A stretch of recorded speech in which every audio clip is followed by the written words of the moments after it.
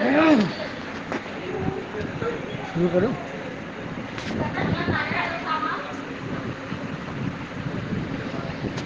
بسم اللہ الرحمن الرحیم. اللهم صل على سيدنا ومولانا محمد معدن الجود والكرم منبع العلم والحلم والحكم وعلى آله وأصحابه وبارك وسلم صلاة وسلاما عليك يا رسول الله صلی اللہ تعالیٰ علیہ وسلم. السلام علیکم ورحمۃ اللہ وبرکاتہ. پیارے اسلامی بھائیوں، حضور حافظ ملت علامہ شاہ عبد العزیز محدث مراد آبادی ثم مبارک پوری آقا نعمت ہزاروں جید علماء کرام کے استاد محترم، پیران طریقت کے استاد محترم، ان کے ادارے الجامعۃ الاشرفیہ کے تعاون کے سلسلے میں میں نے پروگرام بھیجا تھا. خوشی کی بات ہے کہ اکثر لوگوں نے میری باتوں پہ اچھی طرح دھیان دیا، خیال رکھ رہے ہیں. اللہ تبارک و تعالیٰ کے حبیب صلی اللہ تعالیٰ علیہ وسلم نے ارشاد فرمایا کہ اللہ تعالیٰ کے دین کی اشاعت اور اس کی ترقی کے لیے کوشش کرنے والا خوش نصیب ہے. علم کو حاصل کر کے دوسروں تک علم کو پہنچانا بہت بڑی سعادت ہے، اور عالم جس خاندان میں والدین کی محنت اور محبت سے پیدا ہو جاتے ہیں، ان کو اتنا بڑا مرتبہ ملتا ہے کہ انہیں نائب رسول اللہ صلی اللہ تعالیٰ علیہ وسلم کہا جاتا ہے. وراثت انبیاء و رسولان اعظام کی مال دولت نہیں ہے، بلکہ علم ہے. علم نور ہے، جہل ظلمت ہے. الجامعۃ الاشرفیہ مبارک پور نے علم کا نور، سورج جو چمکتا ہے، چمکنے والے سورج کی طرح علم کو پھیلایا، تقسیم فرمایا. کیوں نہ ہو کہ اولیاء اللہ رضوان اللہ تعالیٰ علیہم اجمعین، جید علماء اور سچے پیران طریقت کی دعاؤں کا وہ ادارہ ہے. سید شاہ علی حسین اشرفی میاں رحمۃ اللہ تعالیٰ علیہ، جو مخدوم اشرف جہانگیر سمنانی کشوشوی رضی اللہ تعالیٰ عنہ کے خصوصی نمائندے ہیں. کہنے والے کہتے ہیں کہ اسی خاندان سے ہیں. آپ اعلیٰ حضرت کے زمانے کے علامہ فضل الرحمن گنج مراد آبادی علیہ الرحمہ کے زمانے کے، وارث پاک کے زمانے کے، علامہ و مولانا محمد نعیم الدین صاحب مراد آبادی، یہ سارے زمانے کے لوگ ایک تھے. حضور مفتی اعظم ہند پروردگار عالم نے اس ادارے کو نورانی بنایا.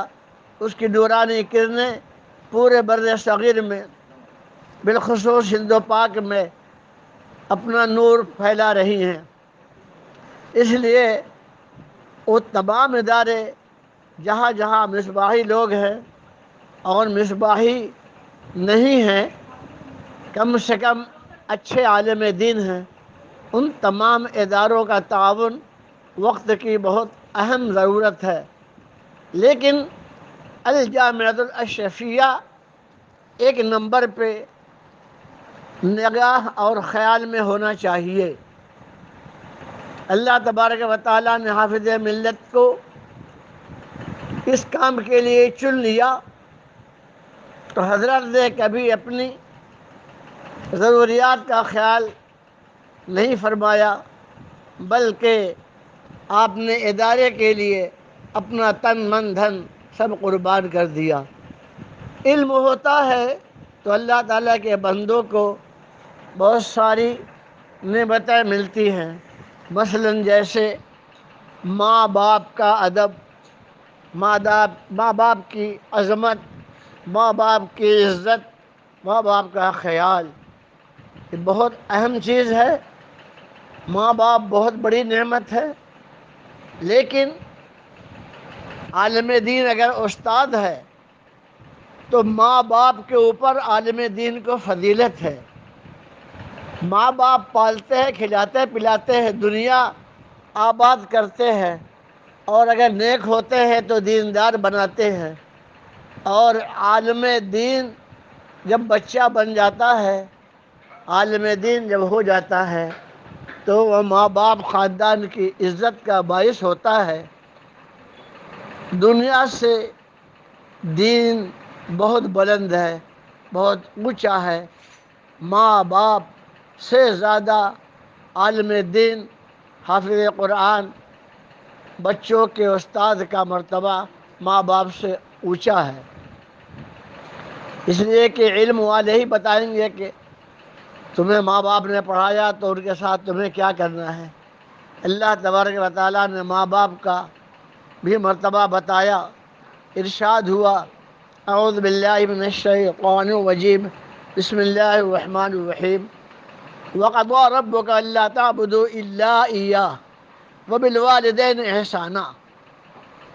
اپنے ماں باپ کا میری عبادت کے بعد مجھے رب مانو، خالص اللہ مجھے ہی مانو، میرے سوا کوئی معبود نہیں۔ میری عبادت کرو، میرا حکم مانو، میرے محبوب رسول اللہ صلی اللہ تعالیٰ وسلم کے اصول اور ضابطے کے مطابق سنتوں پہ عمل کرو، اور اس کے بعد میری عبادت سے فارغ ہو جاؤ تو اپنے والدین یعنی ماں باپ کا خیال کرو، ماں باپ کے ساتھ احسان کرو۔ احسان سے مراد کھانا پینا، ان کا لباس، ان کو رہنے کی جگہ، ان کے آرام کا خیال خود سے زیادہ کرنا چاہیے، اس لیے کہ انہوں نے جس وقت تمہیں پرورش کر کے بڑا کیا، تم ہلنے کی طاقت نہیں رکھتے تھے، کھانے پینے کی تمہارے پاس کوئی طاقت نہیں تھی، چلنا پھرنا، گرمی کی دھوپ، گرمی، ٹھنڈک، برودت، بارش، ہر وقت آپ کو والدین نے اپنے آغوش کرم میں رکھا، خود کم کھایا، آپ کو کھلایا، آپ کو پہنایا، آپ کو پڑھایا لکھایا۔ اس لیے والدین کا احترام اور ان کے اوپر احسان کرنا ضروری ہے۔ پروردگار عالم نے کتنا مرتبہ والدین کا بتایا ہے، اور پوری تفصیل، پوری جو ہے ان کے ساتھ کارروائی کو 15ویں پارے میں بیان فرما دیا ہے۔ روایت میں آتا ہے کہ شب برات، شب قدر، لیلۃ القدر، رمضان کی شریف کی 27ویں شب جو رحمت و نور کی ہوتی ہے، شب برات کی ہوتی ہے۔ ماں باپ کے نافرمان لڑکے لڑکیوں کو اللہ تعالیٰ اس رات میں بھی معاف نہیں فرماتا جب تک کہ وہ خود معاف نہ کر دے۔ اور بھی بہت ساری چیزیں ہیں جس سے اللہ تعالیٰ ناراض ہوتا ہے، اور اللہ تعالیٰ کے حبیب صلی اللہ تعالیٰ علیہ وسلم نے ارشاد فرمایا کہ ماں باپ جو ہیں ان کو اس وقت یاد کر کے تم احسان کرو جب تمہیں انہوں نے ہر طرح تمہارا خیال رکھا۔ فرمایا گیا کہ اس رات میں ماں باپ کا نافرمان نہیں بخشا جاتا ہے۔ اور فرمایا گیا قرآن حکیم میں کہ جنت کی خوشبو 1000 برس کی راہ سے آتی ہے۔ 1000 برس کی راہ کتنی ہوتی ہے؟ اللہ اکبر! جنت کی خوشبو 1000 برس کی راہ سے آتی ہے۔ ماں باپ کا نافرمان وہ خوشبو نہیں پائے گا۔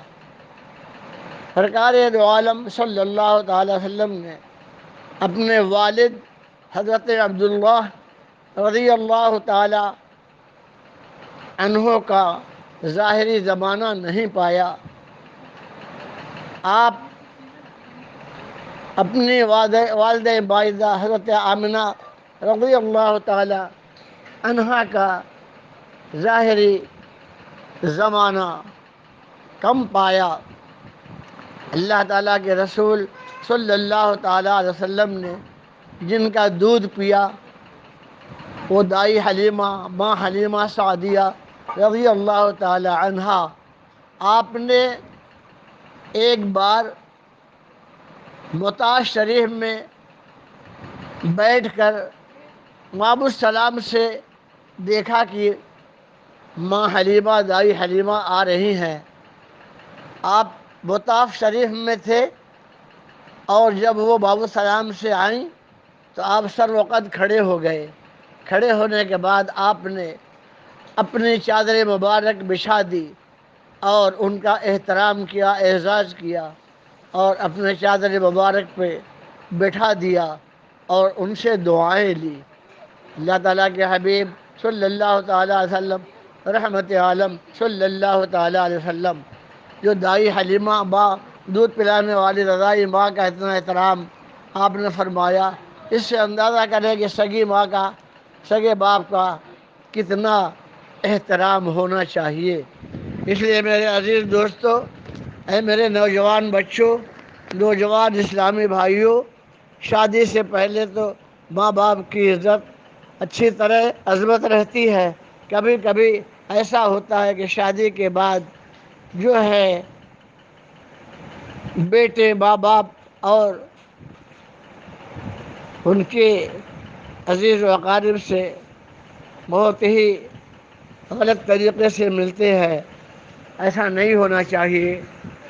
ماں باپ کا بھی خیال ہو، شادی کے بعد بیوی کا بھی خیال ہو، لیکن بیوی کے خیال سے ماں باپ کا خیال بہت زیادہ ہونا چاہیے۔ اور آنے والی دلہن کو بھی چاہیے کہ اپنے ماں باپ کو چھوڑ کر آئی ہے، بھائی بہن کو، تو آنے کے بعد اپنے شوہر کے ماں باپ کو، اپنے شوہر کے بھائیوں کو اپنا سگا بھائی کی طرح سمجھے۔ اور ماں باپ چھوڑ کر آئی ہے تو انہیں ماں باپ گویا مل گئے، بہنیں نہیں ساتھ میں آئی ہیں، جو بہنیں دور شوہر کی ہیں وہ سگی بہنوں کی طرح مل جائے، ایسا انہیں احساس ہونا چاہیے۔ اس لیے آج اس بلا کے اندر جن بچوں کو ماں باپ کی نافرمانی میں پایا جائے گا اور جو ہیں جیسے کہ تعویذ وغیرہ کے لیے لوگ آتے جاتے رہتے ہیں کہ میرا بیٹا مجھے ستاتا ہے، میری بہو مجھے پریشان کرتی ہے، میرا بچہ میرا بیٹا مجھے گھر سے نکال دیتا ہے، یہ سب اگر ہوا ہے، ہم کسی کے اوپر الزام نہیں لگاتے ہیں، اگر ایسا ہوا ہے تو اس بلا کو ٹالنے کا ایک ہی راستہ ہے، اللہ تعالیٰ کی رضا، اللہ تعالیٰ کے حبیب صلی اللہ تعالیٰ علیہ وسلم کے فرمان پہ عمل۔ توبہ کریں، توبہ کریں، توبہ کا دروازہ کھلا ہوا ہے۔ یہی ایک راستہ ہے کرونا کی بلا سے بچنے کا۔ 1000 دوا، 1000 ہاسپٹل سب تھک چکے ہیں، ڈاکٹر دوا کرتے کرتے خود بیمار پڑ جا رہے ہیں، دوا کے لیے کوئی رکاوٹ نہیں ہے۔ اللہ تعالیٰ مظلوم کی دعا قبول فرماتا ہے اور ظالم کو اللہ تعالیٰ معافی مانگنے کے بعد معاف فرما دیتا ہے۔ ارشاد ہے، شعر ہے بترس از آہ مظلومہ کہ ہنگامے دعا کردن، اجابت از در حق بہر استقبال می آید۔ مظلوم ماں باپ اگر ہے، پڑوسی اگر مظلوم ہے، بھائی اگر مظلوم ہے اور اسے ستایا جا رہا ہے، تو اللہ تعالیٰ کی بارگاہ میں جب وہ دل سے دعا مانگتا ہے تو آسمانوں کے دروازے اس کے لیے کھل جاتے ہیں اور اللہ تعالیٰ مظلوم کی دعا قبول فرماتا ہے۔ اس لیے ظالموں کو بھی چاہیے کہ ظلم سے باز آئیں، نا انصافی نہ کرے، بدعہدی نہ کرے اور جان بوجھ کر کسی کو ستائے نہیں۔ یہ بلا اسی وقت ختم ہوگی جب تک کہ اللہ تعالیٰ راضی ہوگا۔ اگر راضی اللہ تعالیٰ نہیں ہوگا تو یہ پوری دنیا کی قوت، فوج، کوئی بھی اس بلا کو اپنے تدبیر سے نہیں ڈال سکتا ہے۔ اس بلا کا دفاع جو ہے وہ صرف دعا ہے، صرف دعا ہے۔ اپنے رب، اپنے پالنہار، اپنے پاک بے نیاز سے دعا کر کے معافی مانگنا اور اسے راضی کرنا، یہی ایک راستہ ہے۔ 100 سال والے بھی جو اس وقت موجود ہے، کبھی بھی ان کو بھی ایسا دن دیکھنا نصیب نہیں ہوا۔ رات ہوتی ہے تو مصیبت کا پہاڑ سر پہ، دن نکلتا ہے تو مصیبت کا پہاڑ سر پہ، کھانے کا، پینے کا، آمدنی کا سارے ذرائع جو ہے بالکل بند ہو چکے ہیں۔ غریبوں کا تو ایسا حال ہے جیسے کہ انسان رہنا چاہیے، ان کا انسان بن کے رہنا بھی مشکل ہو گیا ہے۔ دوڑنے والے کتے بلی کی طرح بیچارے لاوارث ہیں، انہیں کوئی ٹکڑا دینے والا بھی نہیں ہے۔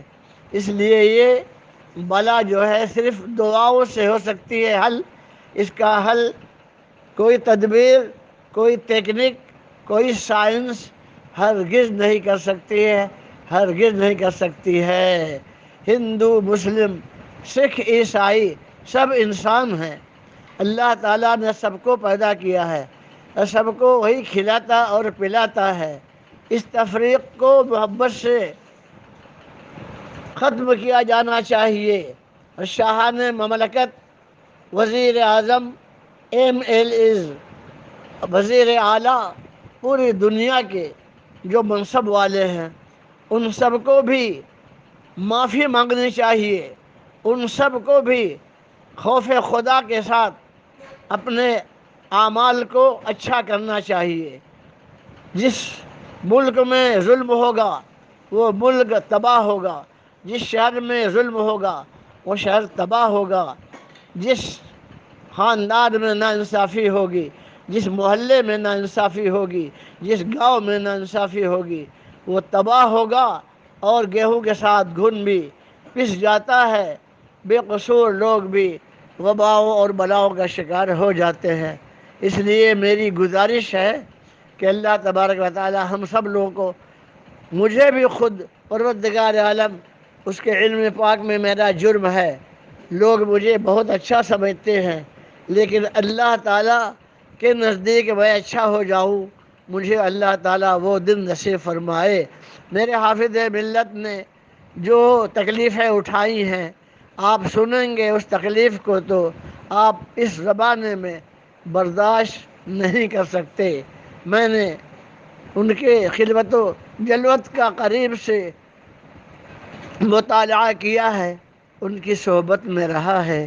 اللہ تعالیٰ تمام اداروں کو سلامتی عطا فرمائے۔ الجامعۃ الاشرفیہ مبارک پور ضلع اعظم گڑھ کو اللہ تعالیٰ ترقی عطا فرمائے، اور سارے دینی اداروں کو جو بھی یہاں ہندوستان کے سرزمین میں سب صوبوں میں، شہروں میں بٹے ہوئے ہیں، سب کی ضروریات کا پروردگار عالم غیب سے انتظام فرمائے۔ حافظ ملت کے شہزادے عزیز ملت الحاج علامہ عبدالحفیظ صاحب قبلہ سربراہ اعلیٰ الجامعۃ الاشرفیہ مبارک پور وہ شخصیت ہیں، ان کی شخصیت کا کوئی جواب نہیں۔ جب سے انہوں نے الجامعۃ الاشرفیہ کے نظام کو اپنے ناتواں کاندھوں پہ لیا ہے، ایک حبہ ایک پیسہ بھی الجامعۃ الاشرفیہ سے اپنی ضرورت کے لیے نہیں لیتے ہیں۔ اللہ تعالیٰ ان کو شفا و صحت و سلامتی عطا فرمائے، اللہ تعالیٰ ان کے گھر والوں کو اپنے حفظ و امان میں رکھے۔ وآخر دعوانا ان الحمد للہ رب العالمین۔ السلام علیکم۔